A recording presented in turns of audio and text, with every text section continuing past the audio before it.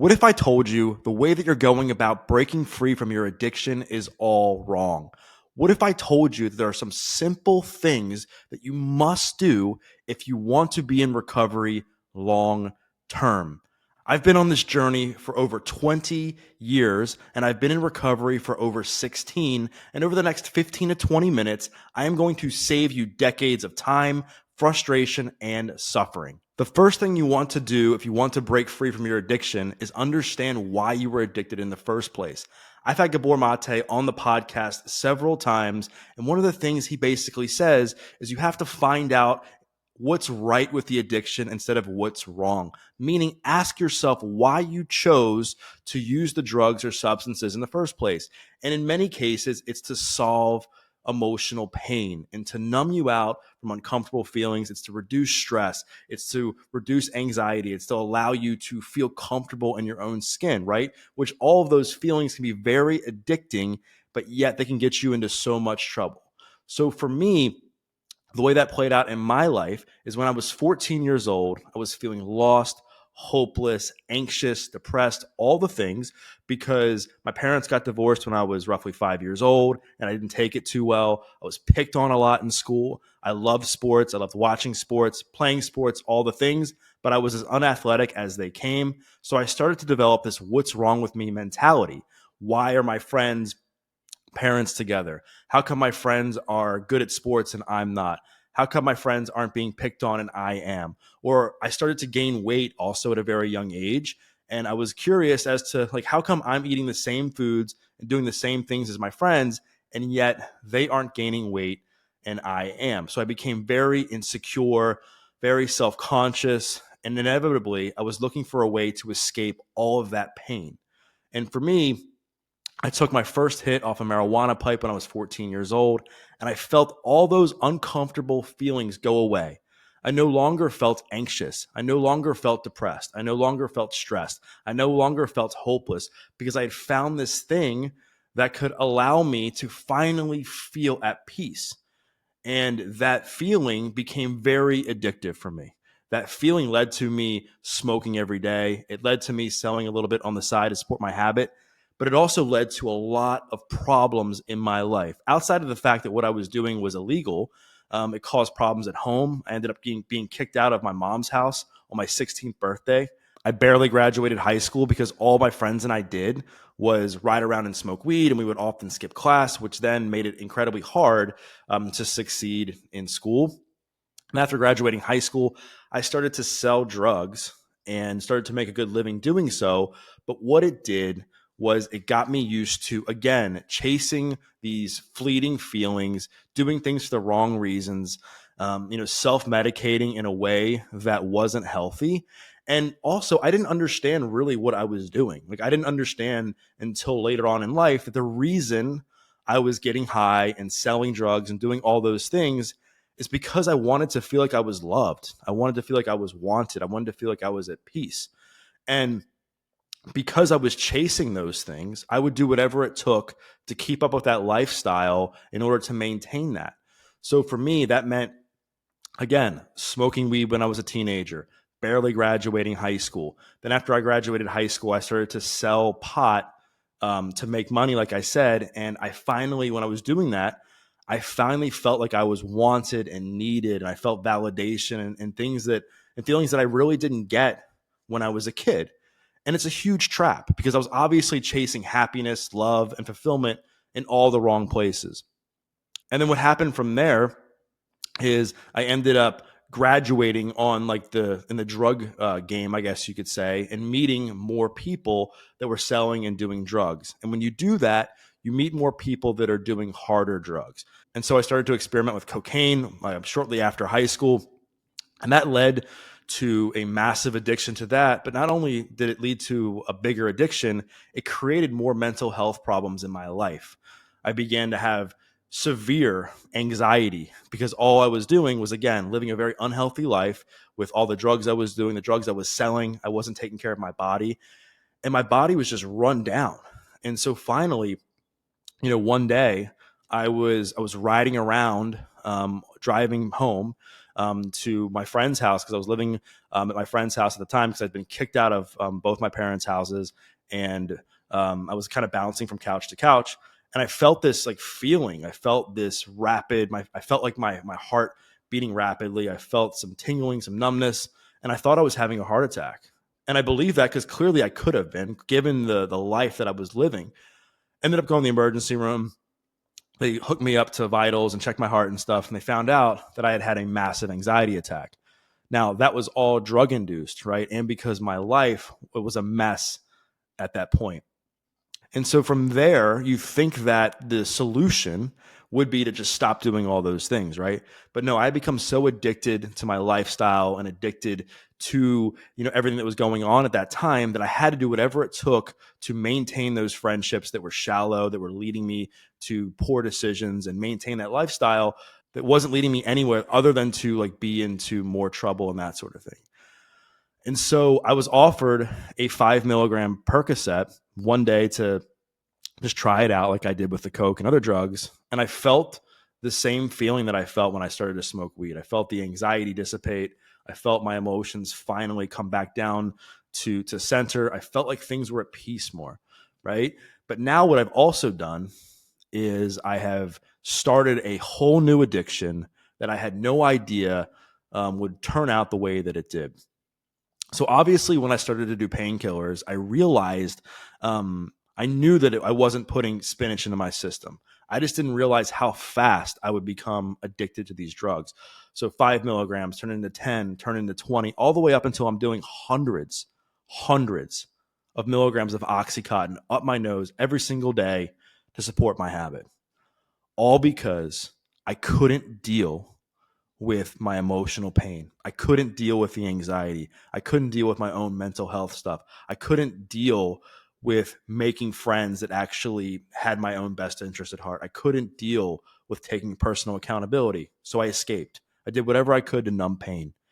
And not only would my life literally fall apart, I bounced from job to job. I had horrible relationships with my family. I wasn't honest with myself. I felt I had some, like I said, severe mental health stuff going on. I just was not the dude that you would want your son or daughter to hang out with, right? And I ended up getting into some severe legal trouble that ended up saving my life. And what happened was on Cinco de Mayo of 2008, I'm riding around with a few of my friends to make a drug deal. And I had a busted headlight that I've been meaning to fix. I'm 20 years old at the time. But if anybody here who has struggled with addiction, they know that like when you're in the thick of it, all you care about is what's going to lead you to getting more drugs or selling more drugs, etc. So fixing that headlight was just not in the cards whatsoever. So what I did was there was this cop running radar, and I flashed my high beams at the cop to hide the fact that I had a busted headlight. Pulls me over, and my heart sank into the pit of my stomach because I just knew it was over, because I had a half a pound of pot in my trunk, had a couple $1,000s in cash in the glove box, and I just knew that things were dramatically about to change in my life at that moment. Pulls me out of the car, and one thing leads to the next. I'm in handcuffs in the back of this cop car, and they find everything. And I'm just sitting there and just puzzled. And I'm puzzled because I'm thinking, how did I get here?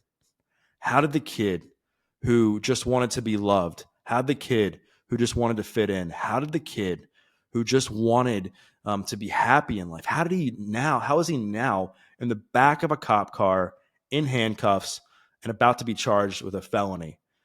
And it comes down to my inability to deal with emotional pain. It came down to my inability to deal with life and discomfort and anxiety and stress.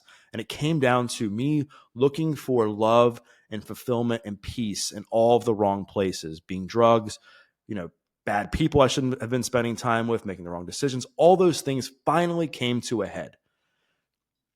I'm charged with a felony, possession with intent to distribute marijuana. Shortly after that, in September, I go to court, and the judge looks at me and he says, I'm finding you guilty, but I'm going to give you a deal.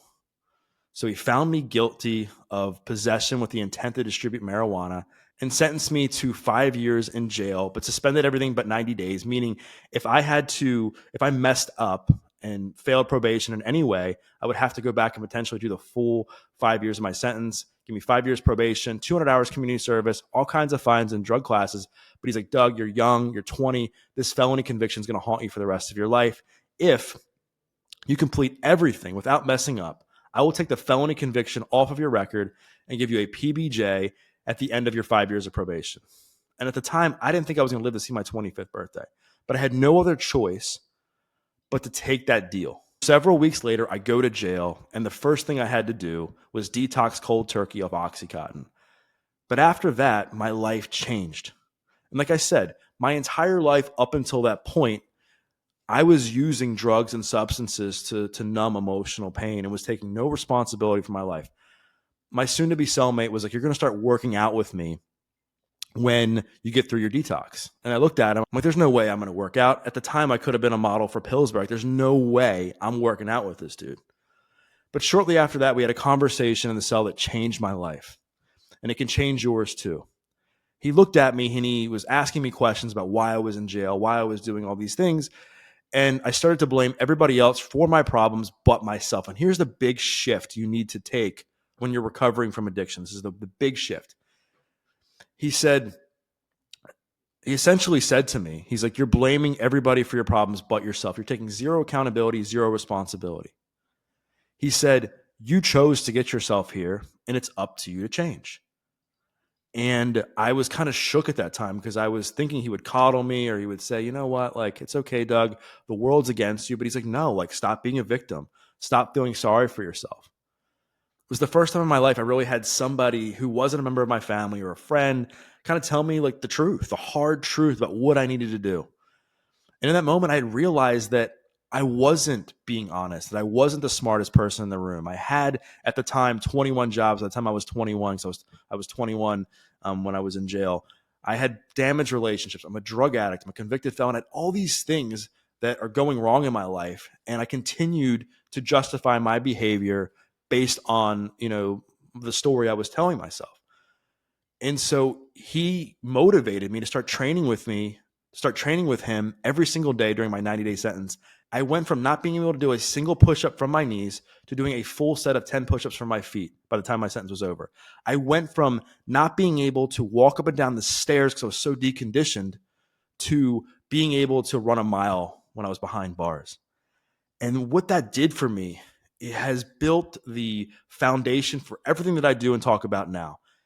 It forced me to get comfortable being uncomfortable. It finally allowed me to establish self-discipline. It allowed me to show up and deal with the hard things head on instead of running away from them and using substances. It taught me that just because I don't feel like showing up, I still need to for myself. It taught me that I no longer need drugs to self-soothe and deal with my problems. And so the day I left jail, he gave me a workout plan that I still have framed today, so I'll never forget where I came from. And I got out, lost a bunch of weight, and I have never looked back. Since then, I've written a few books. I've started the Adversity Advantage podcast, which obviously I host here on YouTube and on other platforms. I've been in recovery for over 16 years. I've been able to share my story on some amazing media outlets, but what really lights me up is being able to do videos like this and not only share my story, but share what works, share what I believe everybody must do. And so I mentioned at the beginning, you have to find out why you're doing certain things, because I think once you do that, you can begin to understand your addiction and begin to understand what you can do that's healthy, that's legal, and that will actually like make you a better version of yourself. So there's 5 things that I think everybody must do if they want to recover from addiction long term. Number 1 is the self-awareness piece I talked about. It's understanding why you did the addiction in the first place. Like, what was it about these substances? What were they doing for you? So you can understand not just more about yourself, but what you can do from a healthy perspective, from a legal perspective, like how you can find these more like healthy things to help you manage your emotions, whether it's therapy, whether it's fitness, which we'll talk about in a second, whether it's meditation, whether it's going to treatment, whether it's going to 12-step meetings, like all these things that can help you when you're feeling uneasy. Number one, it's self-awareness. And it's not just self-awareness around the why, it's a self-awareness around your behaviors and accountability and taking responsibility for yourself. Because listen, the moment you give your responsibility to somebody else or your decisions to somebody else, you lose. You lose autonomy, and you need to be able to have self-awareness and taking responsibility for your actions, looking yourself in the mirror and saying, you know what, like I got myself here. I'm not proud of it. However, I want to change and I'm going to do so myself. That's number one. Number two is fitness. Like fitness does so many things for you when you're in recovery. It keeps you forward focused. You're not so focused on the past like so many people are when they are trying to break free from addiction. It keeps you like health oriented so you can completely change yourself from the inside and out. You're not just focused on getting sober or clean. You're now focused on completely reinventing yourself. Fitness is a great way to manage stress. It improves your sleep. It can help with anxiety, all the things. Fitness is such a great tool, and you have to find what works for you, right? So whether it's going outside and walking every day, whether it's going and lifting weights, yoga, Pilates, like find something that you enjoy and that you can be consistent with. And set some goals along the way, because when you set and achieve goals, even if they're small, you will feel better about yourself. And it helps to give you this outlet to get outside of yourself when you're feeling uncomfortable, when you're feeling stressed. It can be a great tool to do that. So that's number two. Number three is spend time with people that have common futures and not common pasts. Your environment is everything. If you're hanging around people that are just constantly doing drugs, they're not trying to better themselves, they're going out every night partying, you will slowly become like those people. And if you're somebody who's trying to break free from addiction, you need to address the people in your life. Who are you spending time with? If you want your future to be a life of recovery, sobriety, meaning, purpose, fulfillment, then you need to find people that are in line with that. And there's plenty of places you can do that. You can go to 12-step meetings, like I mentioned earlier. The gym actually is a great place to meet new people that are forward focused, that are focused on goals, that are looking to better themselves, that are positive, etc. That's another great place to meet new people. So you have to just find what works for you. Like, where can you find people that are aligned with where you want to go, so that you don't feel lonely because you're not hanging out with the people that you used to party with. So it could be a gym, church, etc. Again, find what works for you. Number four is finding a spirituality practice that works for you. There's not a one-size-fits-all approach with this. You have to find something that you're aligned with. And again, pick what works for you. Pick something that feels right. Again, there's so many different flavors of spirituality. Find something that works for you, because it can help you find peace, forgiveness. It can help you figure out that the world isn't just about you, and it can help you focus on other things. It can help you kind of believe in the unseen a bit, because I think that when people are in recovery, it's hard, especially in early recovery, to believe that they're going to be in recovery for a long period of time, given what's happened in the past, or given the fear that they're enduring like during that time. So, find something that kind of helps you stay aligned with that. One of the things that I think is an easy win is being of service, right? This is a staple in every recovery program, is being of service and paying it forward. Because, when you help somebody else who's struggling, you tend to feel better about yourself. And when you're like having a bad day and you go and you help somebody else, you call a loved one, you maybe buy a cup of coffee for somebody, you hold the door open, whatever it is, you kind of tend to feel better about yourself, right? And there's just something to be said for like paying it forward and helping other people, not go through the things that you went through, or just finding something that works for you when you can be of service, whether it's, again, the simple things I just discussed, volunteering somewhere, whatever. That's a great way, in my opinion, like the low-hanging fruit to quote unquote practice spirituality, is to be of service. The other thing is gratitude, is being grateful. Because a lot of times, especially again, in early recovery, you feel like a lot of things are taken from you. And so when you practice gratitude, you become grateful for the things that you do have in your life, the people you have, the things that you do have going for you, instead of focusing on all the things that have been taken from you, right? So this gratitude practice could be writing it down. It could be just something that you just embrace, by doing something every day. Again, whatever it is, these things I'm talking about, these are general principles, and you have to find something that works for you. And number 5 is to focus on how far you've come and not how far you have to go. It's easy in life to focus on the things that you don't have. It's easy to get upset and bitter about the things that aren't going your way. But what's really hard is kind of buckling down and say, you know what? I do have these little things in my life, and I'm proud of myself for trying. And it's about like small wins and stacking these small wins and remembering again how far you've come along the journey. It's not about the things you haven't done. It's about taking it day by day, giving it the best you possibly can, and growing from there. And then as you celebrate these small wins and they compound, being grateful and at peace for how far you've come in your life and having the self-compassion for that. Because if you don't, it's going to be really easy for you to fall back into old patterns of negativity, which inevitably could lead back into some of these toxic patterns. So I'd love to hear from you in the comments below. If any of this resonated, if anything I said kind of hit home, leave in the comments what your biggest takeaway was. But hopefully this video will help save you from decades of trying to break free from addiction so that you can understand what I believe it takes to be in recovery long-term. Again, I named these 5 things that I think are important, and there are definitely more, but I think those 5 will get you started. And hopefully you resonated again with my story and how understanding all of that has really helped me stay in recovery as long as I have. So again, comment below. I would love to hear your biggest takeaway.